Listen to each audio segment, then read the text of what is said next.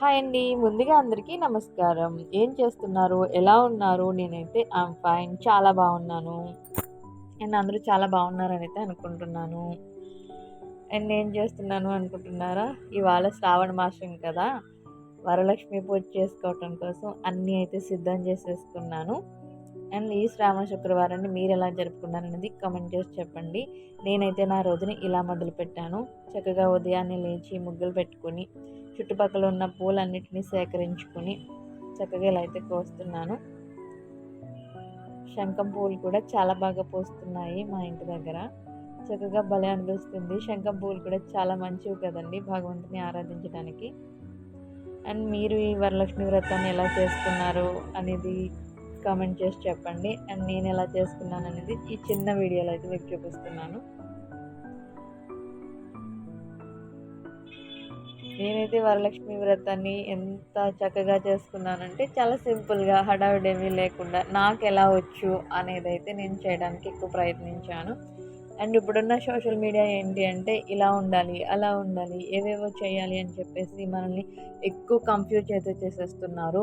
And అలా ఇలా కాకుండా మీకేమొచ్చు, మీకు ఎలా వచ్చు, మీరు ఎలా చేయాలనుకుంటున్నారు, అమ్మవారిని ఎంత మనస్ఫూర్తిగా ఆవిడని ఆరాధించాలి అనుకుంటున్నారు, అలా చేస్తే గనక నిజంగా ఫలితాలు అయితే ఎలా ఉంటాయనేది మాటల్లో చెప్పలేము.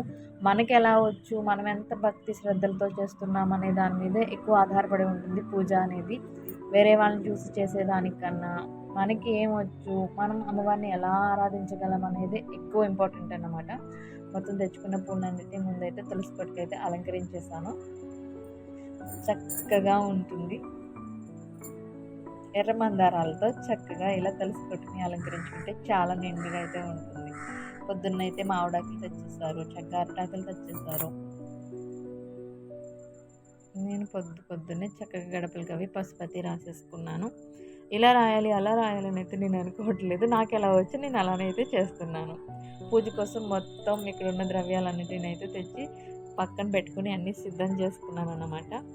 అమ్మవారికి గారెలు, పులిహోర, చలవిడి, వడపప్పు, శనగలు, పరమాన్నం నేనైతే ఇవే వండి పెట్టుకుంటాను. ఎక్కువ హడావుడి చేసేసి అమ్మవారికి ఇన్ని నైవేద్యాలు పెట్టాలి, ఇన్ని రకాలు పెట్టాలి, 9 రకాలు, 11 రకాలు ఇవేమీ లేదు. అండ్ నాకు ఎలా వచ్చు అనేది నేను అలానే చేసుకుంటాను. ఇక పూజ అయితే ప్రారంభించేసుకున్నాను. చక్కగా అమ్మవారిని మామిడాకుల మధ్యన పెట్టి ఒక పీఠం పెట్టుకొని చక్కగా కలశం ఇవన్నీ పెట్టుకొని చక్కగా అలంకరించుకొని వీటన్నిటితో చక్కగా ఇవన్నీ సిద్ధం చేసుకున్నాను. ముందుగా అయితే వినాయకుడిని చేసుకున్నాను. వినాయకుడిని కూడా ఈ మధ్య ఏం చెప్తున్నారంటే ఇలా చేయాలి, అలా చేయాలి, లేదు మీకు ఎలా వస్తే అలా చేయండి. అమ్మవారు కూడా వినాయకుడిని ఎలా చేసింది, తన వంటికి నలుగు పెట్టుకున్నప్పుడు ఒక రూపాన్ని అలంకరించి అక్కడ పెట్టారు. ఆయన విఘ్నేశ్వరుడు అయ్యాడు. అప్పుడు మీరు ఎలా అలంకరిస్తే ఆయన మిమ్మల్ని ఎక్కువ అనుగ్రహిస్తాడో మీరు ఊహించండి. ఎలా చేసినా సరే భక్తి శ్రద్ధలతో చేసినప్పుడు ఆయన మనల్ని అనుగ్రహిస్తాడు. ఏ పూజ చేసినా సరే ముందు మనకి భక్తి శ్రద్ధ అనేది ఎక్కువ ఇంపార్టెంట్ అన్నమాట. ఇక్కడైతే కొద్దిగా గంధాన్ని అయితే అరగదీసి అమ్మవారికి అలంకరిస్తున్నాను అన్నమాట.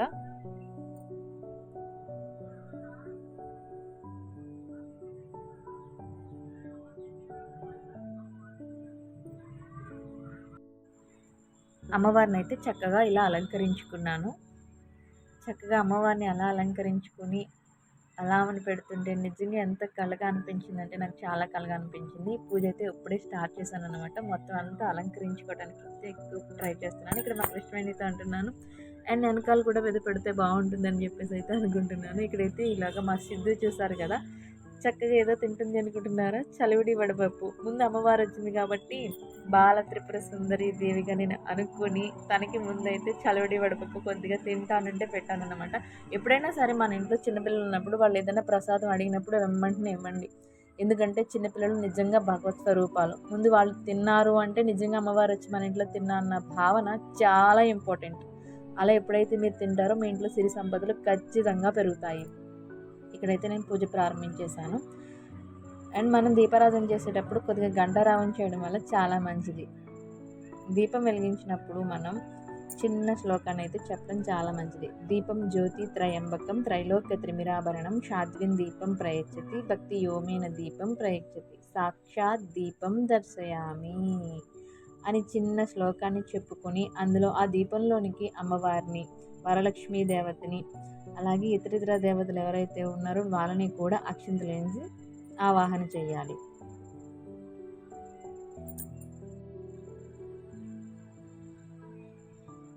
విఘ్నేశ్వరుడు పూజ అయితే నేను ప్రారంభించేసాను. ఇక్కడ వీడియోస్ తీయడం సరిగా కుదరలేక మీకు చిన్న చిన్న క్లిప్లు అయితే కనిపిస్తున్నాయి. అండ్ పూజ ఎప్పుడు చేసినా సరే మనం భక్తి శ్రద్ధలతో చేయాలని అనుకుంటాం. కానీ మనకి ఒక్క నిమిషం కూడా భక్తి శ్రద్ధ అనేది నిలబడదనేది నా ఒపీనియన్. అప్పుడు నేనే ఉన్నాను. ఇప్పుడు వీడియో తీయాలన్న తొందరలోనే వీడియో, పూజ, ఇవి కాన్సన్ట్రేషన్ అంతా దాని మీదకి వెళ్ళిపోతుంది. కానీ లిప్తకాలం మనం శ్రద్ధతో ఆయనకి పూజ చేసి ఆరాధించినా కూడా దాని ఫలితం ఎంత అంటే, కలియుగంలో నువ్వు ఎంత పాపం చెయ్యి లెక్కలోకి తీసుకున్నా, నువ్వు లిప్తకాలం పూజ చేసి లిప్తకాలం ఆ ఈశ్వరుడి మీద మనస్సు పెడితే గనక దాన్ని కొన్ని వేల కోట్ల రెట్లుగా మనకి చేసి చూపిస్తుంది. కలియుగంలో ఇది ఒక గొప్ప లక్షణం అయితే ఉంది.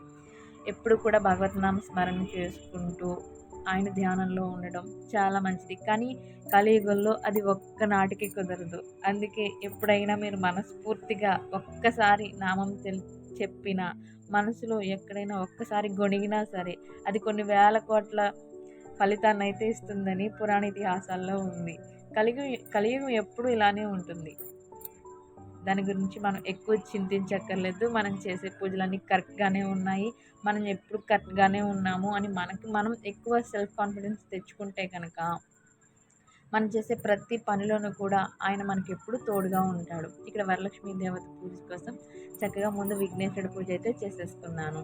చక్కగా ఇదంతా అయిపోయిన తర్వాత నేను ఇప్పుడు అమ్మవారిని ఆవాహన చేయడం కోసం అని చెప్పేసి వైవంతన షణ్మంతరే కలియుగే ప్రథమ పాదే జంబూదీపే భరతఖండే భరతవర్షే శ్రీశైల ఈశాన్య ప్రదేశే మేఘూ దక్షిణ దిగ్భాగే గంగా గోదావరిస్య గౌతమి నదీ తీరే స్వగ్రామే స్వగృహే శ్రీ విశ్వవాసునామ సంవత్సరే శ్రావణమాసే శుభతిథౌ శుభయోగౌ శ్రీమాన్ గోత్రస్య ధనుంజయ గోత్రస్య రామకృష్ణస్య ధర్మపత్ని సమేతస్య శ్రీ భవానీ నామధేయస్య సకుటుంబస్య సపరివారస్య క్షేమ స్థైర్య ధైర్య అభయ ఆయు ఆరోగ్య ఐశ్వర్య అభివృద్ధ్యర్థం ధర్మ అర్ధ కామ మోక్ష చతుర్విధార్థ పురుషార్థం దినే దినే అభివృద్ధ్యర్థం అని చక్కగా అమ్మవారిని అలంకరించుకుని ఈరోజు నా తిథి ఇవన్నీ చెప్పుకుని అమ్మవారిని చాలా భక్తి శ్రద్ధలతో అయితే నేను పూజించుకున్నాను. మీరు ఎలా చేసుకున్నారనేది నాకు కామెంట్ చేసి చెప్పండి. నేనైతే ఇలా చేసుకున్నాను.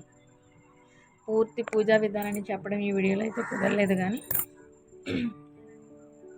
నేను నాకు తోచింది నేనైతే చెప్పాను. అమ్మవారిని ఎప్పుడు కూడా భక్తి శ్రద్ధలతో కొలిచానన్న భావన ఎక్కువ మనకి భక్తినైతే ఇస్తుంది.